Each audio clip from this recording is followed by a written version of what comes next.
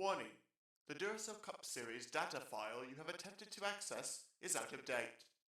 Uploading current file now. It's a brand new car from stem to stern, and it's never been raced at these speeds. The next gen car is opportunity. Everything is different with the exception of like the seat, the steering wheel, and your helmet. Unknown creates excitement.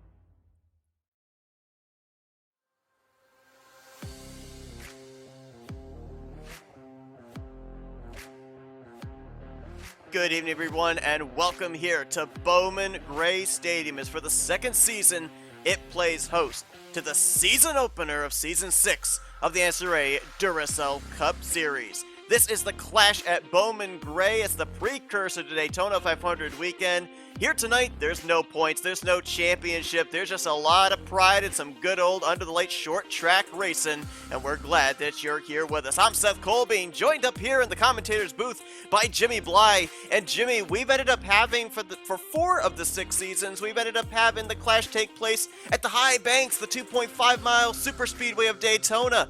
But last year, we ended up setting a new precedent with short track racing here for the Clash. A couple of these drivers took part in that Clash last season, but a bunch of them are coming in here tonight, kind of bordering on the unknown. Yeah, short track, fast style racing here under the lights is going to be set. It's a very flat racetrack here. It's going to make passing more precedented, and we're probably going to see cars using their bumpers to get around other cars. We ended up seeing, I believe it was 17 drivers in the LCQ earlier on tonight. That's the most drivers we've seen on track in race conditions so far this season at Bowman Gray. Here tonight, there's going to be 28 drivers that will take the green flag. And when we go back to that LCQ and even the heat races earlier this evening, yeah, we only had 6 or 7 drivers in those heat races, but we ended up seeing drivers being able to drive their way from the back of the pack up to the front. A number of drivers that started mid-pack were able to drive their way up into the top 5 in a matter of a couple of laps, because we ended up seeing them 4 wide, not once but twice. So do we see that kind of sense of urgency in the early going here, or do drivers pace themselves since it is going to be a 70-lap event? Well, we got 70 laps. I'm sure these drivers will pace themselves just to kind of see what kind of car that they have that they're driving here, and then right around the end, we should see them start kicking into high gear.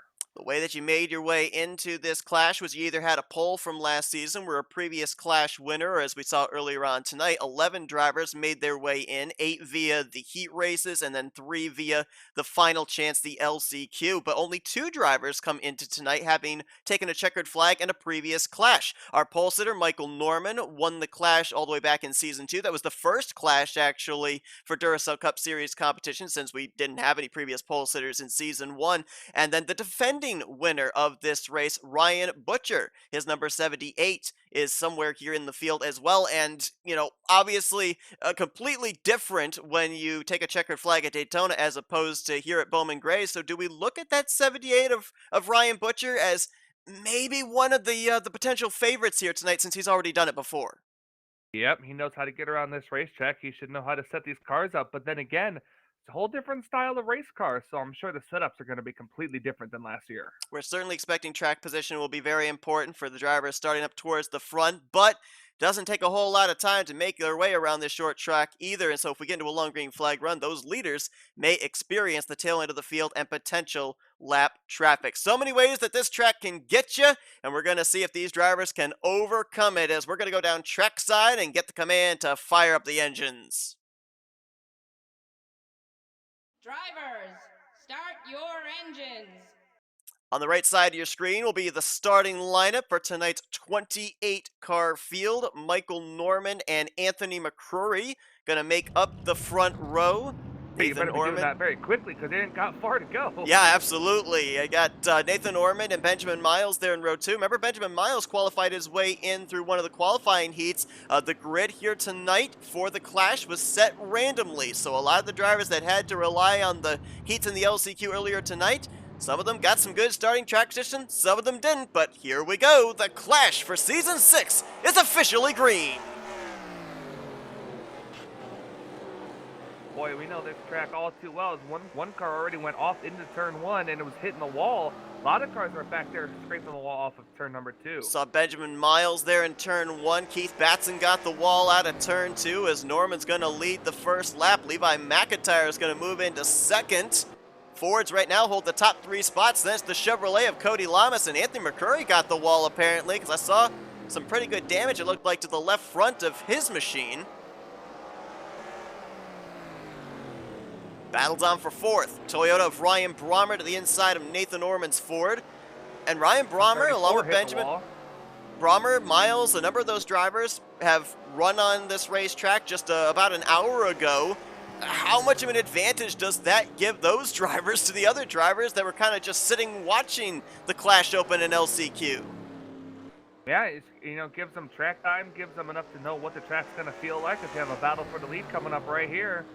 Levi trying to stick McIntyre. it underneath, and like we said, it's such a flat racetrack that's going to make passing really difficult. You saw right there, he had to get hard on the brakes to avoid running into the back of Michael Norman, and that cost him time, and his exit out of turn 2 ran wide towards the steel guardrail, and he's now lost touch with Michael Norman, falls back into the clutches of Cody Lamas. Cody Lamas, who we've seen most of his career, has run over with Michael Norman Motorsports, now moving over to a Chevrolet team at Llama Motorsports, all by his lonesome. And for some of these drivers with new teams, new manufacturers, it's an opportunity here tonight to just kind of showcase what they've got in preparation for Daytona 500 weekend next week. Oh, and I think that 87 might have just moved Cody Lamas out of the way there. And I then, think he did. and unfortunately, that's going to be just the way that's going to take the pass. Whoa! Cody Lamas with Anthony McCurry. Little contact there. And Cody, he went into the infield. Oh, and now Anthony gets the wall. He's going to get Carson Gum, and that's going to bring out a caution. Dylan Pote going to block the track up here. That just got 3 of the Fortnite Racing Squad Chevrolets right there. The 61, the 19, and the 31. And I'll tell you who's breathing a sigh of relief right now, and that's the... Track is blocked up. Oh, ahead what's in going turn on back in turn here? 1 right here? Yeah, the 03 of Charles Sanford was stalled out for a moment. Looks like they're all rolling now. But the tail end of the field was about to be reeled in by Michael Norman. And now we're trying to get this situated of who is where. But I don't believe that Michael had passed anybody at the tail end of the pack, so everybody should still be on the lead lap. While they get this sorted, let's go back and look at a replay of what happened there with Anthony.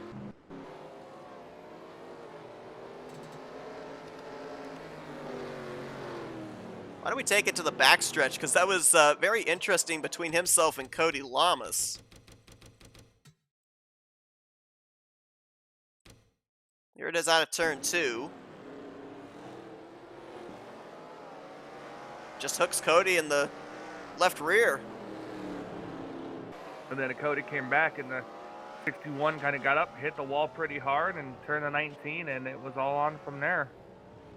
Now, the reason that there's all this confusion that was going on over there in turns 1 and 2 was the caution came out, and a number of the drivers at the mid-pack to the tail end of the field had not crossed the line yet, so they theoretically took the caution. Michael Norman, I think about the top 6 or 7, had already crossed the line, so they theoretically had taken the yellow. And it looks like we're still having issues trying to figure out who's where, and now the 25 is out there without a hood. What the heck's going on? That's actually the 22 out there Oh, the without 22, a hood. yeah. I believe he ran into the back of cars, lap cars, while they were all trying to get sorted out. Well, it looks like we finally got things situated of who is where, but now Cody Lamas doesn't have a hood either.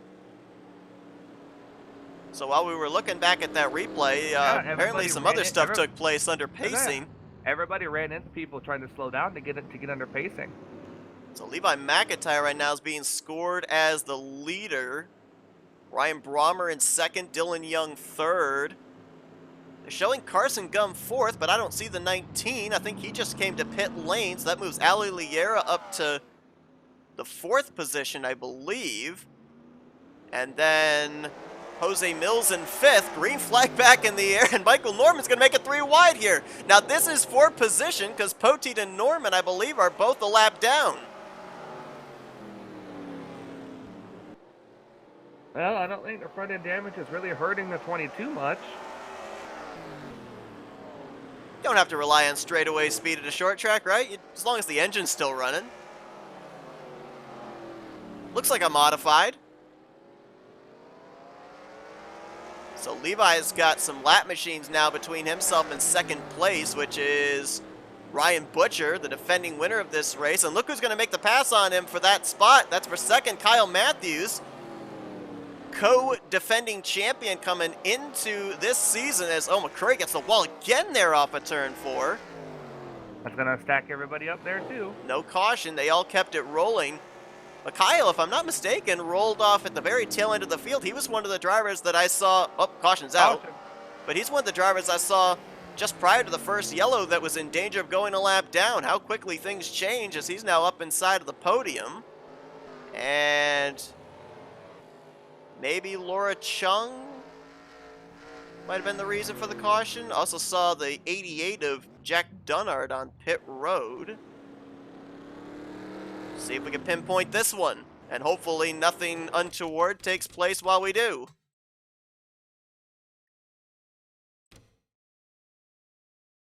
Caution not out at this point. Let's see if it wasn't the McCurry incident. Let's see if something happens. Oh, here it was. It was over in turn 1, middle of 1 and 2. It's Chris Dollerton in the 43 we'll see here in the middle line going into the corner. I don't know if he got hooked in the right rear or if he just ran Ryan Butcher out of room. They all kept it going though, but as we saw in the LCQ race too, NNSCRA officials are obligated when cars come to a stop with oncoming traffic to throw the yellow flag, especially with it being as close quarter racing as it is here at a short track like Bowman Gray. Well, Michael Norman was very aggressive on that last restart when he made it 3 wide with Dylan Poteet.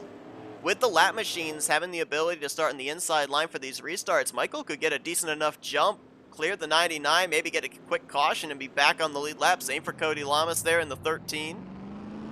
Poteet, Jack Dunnard, and Anthony McCurry are the lap cars, and we do have a driver out of the race. We'll go back and see if we can find out what happened. Nick Gunther in that Mazda experiment here this season, he is out of the race. The wall. And here comes Kyle to the inside of him. And Matthews is going to take the spot. Number of lap cars got their laps back. The 88, the 31, 22. Oh, now Matthews gets the wall along with Levi McIntyre, and here comes Matt Haas. That's for 2nd. Orman took the lead in the 34. Only 20. Like just the outside lane is not really. These cars are carrying way too much speed going into these corners that they're just flying off. And, they're not judging the corners correctly. Caution's out again, and it looks to be for another incident up here. Oh, and they're stacking up again here in turn 1. But a lot of cars did get their laps back. They did. Michael Norman, Cody Lamas, Jack Dunnard, and Dylan Poteet all got their laps back there. Matt Haas, the leader here under this caution, as we're going to go back and just a thought. You're talking about these drivers really over because they were slowing down. The 22 was slowing down well, again. I think they were slowing down because they were pace car. Well, I think they were slowing down because they were the tail end of the lead lap was also slowing down, trying to figure out where they're all at. But you brought up the point about it seeming like there's just not grip for these guys. They're carrying way too much speed and overdriving the corner. Remember, we ended up having, well, for lack of a better term, 5 races earlier on tonight. A lot of rubber laid into the track. So would that account for the lack of grip that these drivers are I just think experiencing these now. I just think they're going a little too aggressive. They're attacking these corners, and there's just they're attacking it too much. They're not letting their cars roll through the corners. It's a short track. They're trying to get any spot they can, but unfortunately, it's a flat racetrack. Trying to pinpoint where the caution came out, and I think it might have been this right here. Ali Lier in the 16, Carson Gum in the 19. I think maybe they slowed enough that maybe that's what brought the caution out. Didn't see anybody spun around. Oh, well, there's the 48 actually right there of Austin LaPlante. I'm wondering if maybe he had a problem off of 4. No, I think he was just coming off a pit road. Oh, nope, there it is. Nope, he does get hooked.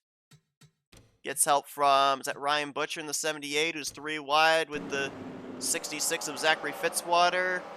Yep. Not that much contact there for the 48. I mean, just about everybody, you talk about a Darlington stripe, everybody's got a Bowman gray stripe right now, I think. As we missed the restart, apparently. Back underway. Almost halfway through this race. Matt Haas, the top position, defending Daytona 500 winner. I mean, imagine the momentum this 8-car could take for Haas Racing going into the Great American Race as the defending winner and the defending Clash winner here from Season 6.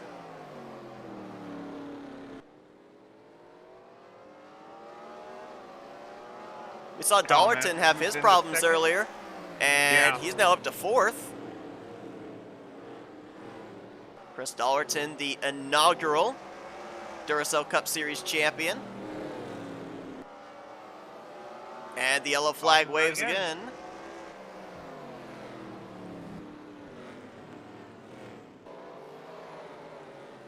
Jesse Turner slow there in the 47. Ali Liera might have gotten lapped before they took the caution. Let's go back and see if we can quickly pinpoint what happened here.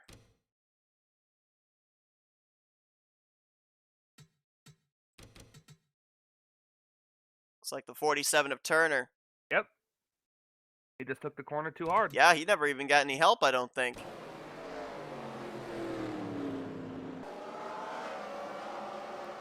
It's the wall. Comes down into, I think that's Carson Gum. And the caution comes out. And just prior to us showing you this replay, the 03 of Charles Sanford, we saw dive onto pit road. So that's an unscheduled pit stop for the 03. Not sure what's going on there. So we do have a couple of pace laps. Let's try and get things organized here. We've right now got 21 drivers on the lead lap. Ali Liera, the last of those.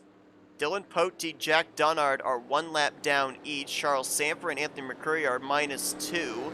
Austin LaPlante is 3 laps down, and we did have another driver go back behind the wall, who we just saw take that shot to the outside wall, the 47 of Jesse Turner. So Turner and Nick Gunther are both out of the race. Mentioned the fact that we didn't see any footage of what happened to Gunther. If we do have that footage, we're going to show it to you right now in side-by-side as we get back under green. Matt Haas, Kyle Matthews, Nathan Ormond, Chris Dollerton, Levi McIntyre. That was your top 5. 8-car up into the wall Oh, again. and there they go! Oh, the 88's in the infield. Careful coming back. Oh my gosh, he just took out the 34. Well, short tracks breed short tempers, and why are we not under caution? How are we not under yellow? I don't know. The flagman is drunk or blind or both. But I think we just had an intentional takeout right there. Short tracks breed short tempers, and Orman got into Dunnard, and Dunnard, I think, was not happy about that, and he drove almost purposefully right back up into the 34. Let's see who the leader is. It's Kyle Matthews. He's going to go to the outside and probably hit the ball. So too, though, does Jose Mills, who's now in 2nd. Most winningest driver in the Duracell Cup Series coming into this season. And Noah Hendrickson, the rookie, just took 2nd place from him.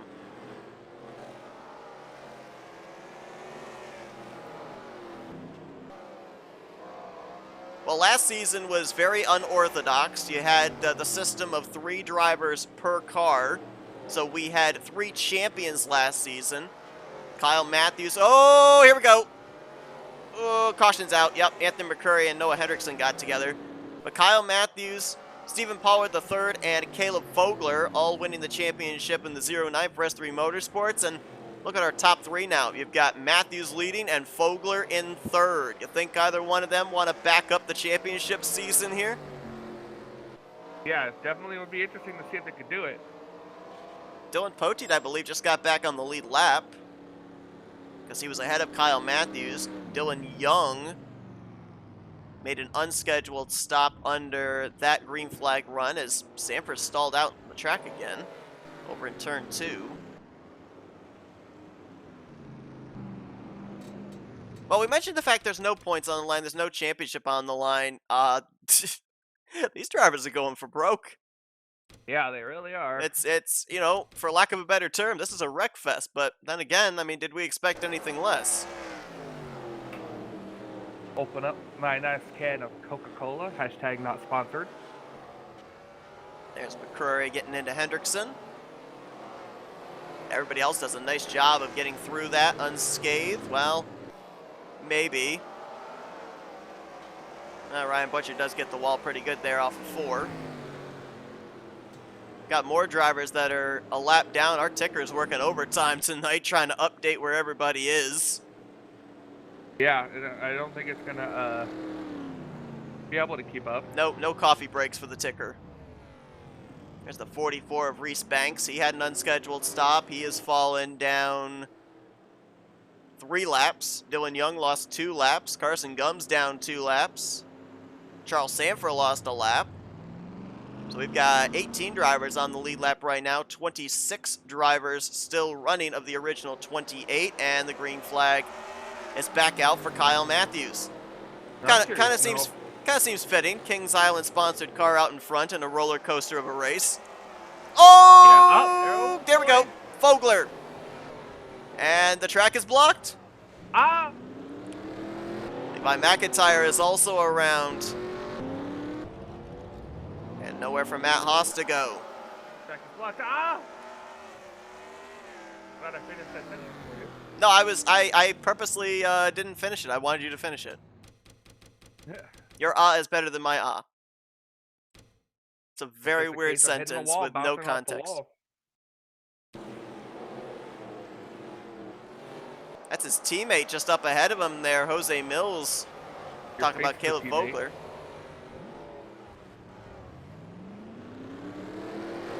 Did you say my face was a teammate? I sure did. A teammate to what? Your other face? My other face. Yes. The one that I keep in the closet. Listen, everybody's too. Only in Batman. You're Batman. Ali Oliera getting a piece of that. There's Dylan Poteet, who just got back on the lead lap, skirting through and picking up a few spots. So this race has been a roller coaster for just about everybody on the racetrack right now, and we still got like what, 20 laps to go? You know what I'm thinking? You know, it's a new car. These drivers, they're trying to get the preseason jitters out. They know they've got the big Daytona 500 weekend coming up. This might have been their development cars. Just like, go out and whatever you do with them, you do with them. If you get them in victory lane, great. If you don't, well, I mean, it was headed for the junk factory anyway. Oh, I guess 22 and others fell back another lap down. Yeah, right now our lap machines include Charles Sanford, Jessica Schultz is now a lap down, Laura Chung's a lap down, McCrory, LaPlante, McIntyre, Haas, Gum, Young, Banks, and Norman. As Kyle Matthews gets us back underway, Kyle's made a couple of mistakes on these restarts, but the good news for him is the other drivers behind him have made just about the same mistakes, so he hasn't lost anything, and these cautions are going to help too. Every lap you lead under caution is one less lap you have to defend the race lead under green. And I'm going to hazard a guess that this probably was on the back straightaway, if not off turn number 2. McIntyre, I think, got one of his laps back. Yes, look, he is now -1. Matt Haas, I think, got one of his laps back as well. So the 99 and the 8 are now -1 to the race leader. Let's see if we can find out what happened to bring out the caution for, right now, what it's saying is the 7th time tonight. I'm surprised it's only 7. Yeah, really. It feels like it's like been 12 or 13. 70. Put a 0 at the end of it. So what brings out the caution here? Oh, the caution immediately came out because Laura Chung got spun on the restart. Oh, well, when you're coming out into traffic, you should always put your left blinker on. And she didn't. Hey guys, I'm here, Spin. She tried to merge in front of the overtaker, and it didn't work. The overtaker always wins. See if we can get an onboard to see exactly what happened. I don't know, Spider-Man always seems to keep an eye on things. Let's go on board with Poteets 31.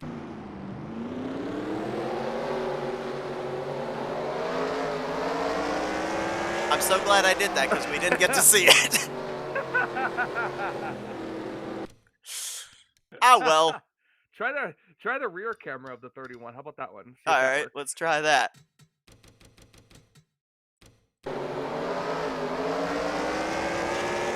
There you go. That was the camera we meant to use the whole time. We are professionals here. That's a roof cam. Let's see what happens. Well, that was a great view. Well, we got short pace laps, and when we go and look at in-depth replays, we missed the green flag restarts as Carson Gum got around Kyle Matthews to get one of his laps back. Look at this. Whoa, Dylan Young. We the Coasters friends right there mixing it up. That's not for position. Dylan's saying, hey, buddy, cut me a break. I want to get back on the lead lap. Well, he wouldn't get back on the lead lap. He'd get one of his 2 laps back. Carson got one of his 2 laps back right there. And looks like maybe the car we went on board with might have been the reason for this 8th caution. I don't know. Let's ride on board with them and find out. Which camera?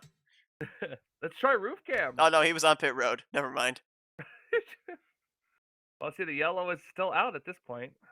Is it Cody Lamas, perhaps, in the 13? Yep. Yep. What happens we try to go, what, 4 wide? I think they were 3. Oh, that was Benjamin Miles that actually started that. He got into Keith Batson, and then that You know chain what? That bumping. started because Cody Lamas wouldn't show himself to him. That's why. That's probably right.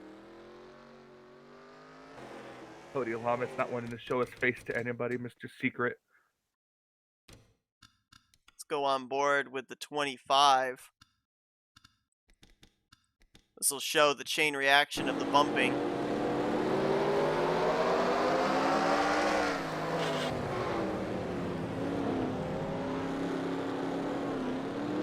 So, caution out once again.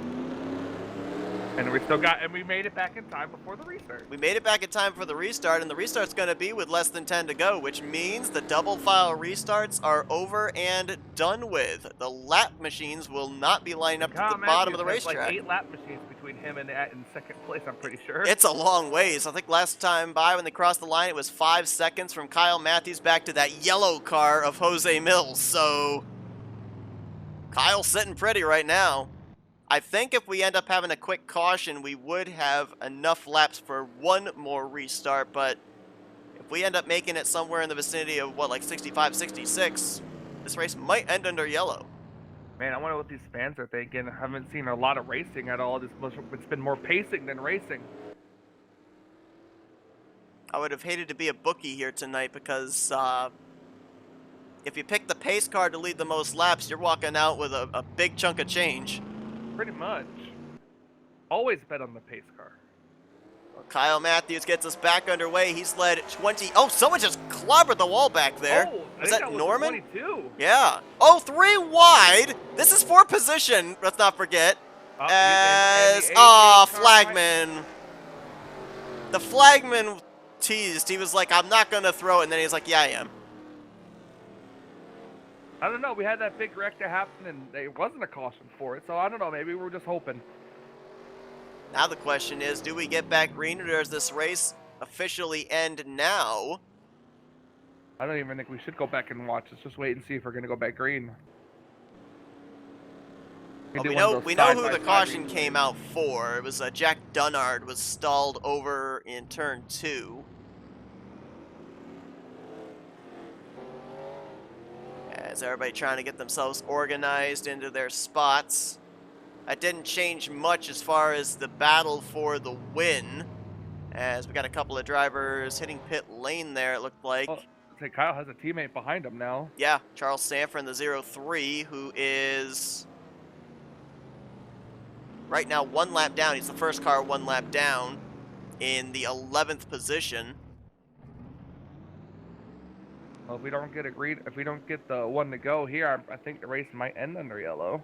Under all that, Zachary Fitzwater did get around Jose Mills to get the 2nd position. So if he finishes there, he'd be the highest finishing rookie here tonight. And do the lights go out? They do. 1 lap shootout. That's usually all they need. Well, Excuse me. theoretically, you would, Kyle, there's no way he could throw this win away. Unless you just plow straight on into the wall. They could. There's 1, 2, 3, Unless 4, he tries 5, to 6, Ross Chastain 7 lap cars between himself and Zachary Fitzwater. He likes to Ross Chastain it sometimes, so... maybe Kyle he'll do that. Matthews, one of the 2 defending champions coming into this season, looking to defend that crown and make a statement here tonight in the Clash. Green flag, white flag displayed at the same time. Look how conservatively he went through 1 and 2. Charles Sanford behind him did the same thing, and look, the lap car got out of his way. And Kyle Matthews is going to win the Clash in Season 6 of the Duracell Cup Series. Led 33 of the 70 laps here tonight, almost half the distance. And that's a big win there for S3 Motorsports as well, because, of course, last year getting their first championship. A lot of eyes looking to see if they'd be able to defend that this season with Matthews, Devers, Shelton, Sanford, and I think right now they're answering that question, but there's no doubt about it. It was definitely a race of survival here tonight, and I'm not exactly certain. I would love to find out just exactly where Kyle started this race. I didn't get a chance to look at the grid, but I'm pretty sure he started pretty close to the back. So, we were talking at the beginning of the race all about track position. Well, that got shot out of the water real quick.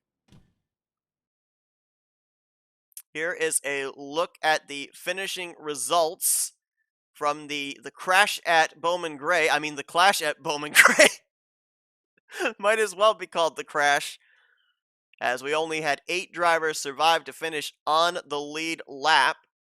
Incredibly, 24 drivers did actually finish the race under power, but as you can see, the majority were off the lead lap.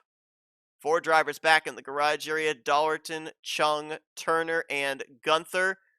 But, I mean, the good news still for all those drivers that didn't finish on the lead lap or didn't even finish this race, again, there's no points on the line, there's no championship on the line, there's a lot of pride on the line, there's a little bit of a purse on the line, and maybe some momentum heading into next week's Daytona 500 weekend. But next week is obviously where everybody's focus is on.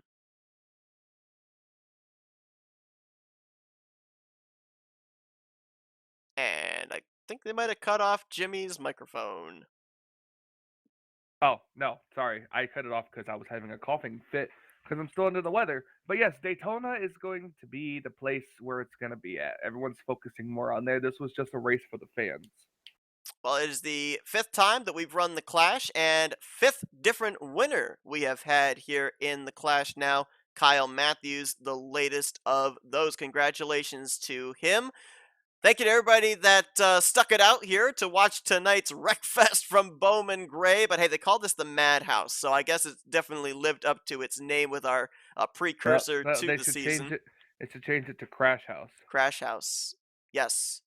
Crash Bandicoot House. Now I'm clutching at straws there. But anyway, if you guys enjoyed this race, or lack thereof, be sure to give this video a like, subscribe, become part of the crew today. Again, next week, we begin Daytona 500 weekend. We kick things off with pole day qualifying. It'll set the front row and the lineups for the respective duels. Then the following Thursday is the Blame Shelley Insurance duels to set the rest of the Great American Race. And then it's the big one, the Daytona 500, 6th annual Duracell Cup Series Daytona 500. And that'll be next following Sunday. But Jimmy, it's been a good one here tonight. Has it? A lot of unpredictability. Well, it was good in the fact that we didn't have a Well, clue yeah, what was it going on, you know? I enjoy short track racing. I really do. It's good. Well, we got some good short tracks coming up on the Duracell Cup Series schedule as well. A couple of them making their debuts on the schedule, so You're that a will be debut. interested. I am. I'm a debut. My face is a teammate, and I'm losing track of everything you basically said. But I appreciate you joining me in the booth here tonight. Absolutely. It was always fun. It's always fun to be up in here. Well, thanks everybody once again for tuning in. The season has officially started here, the 6th season of the NNSCRA Duracell Cup Series, and we hope that you enjoy the ride. For Jimmy Bly, I'm Seth Cole. We'll see you guys next week for Daytona 500 weekend, as you've been watching the broadcast courtesy of NNSCRA TV. Offline racing at its best.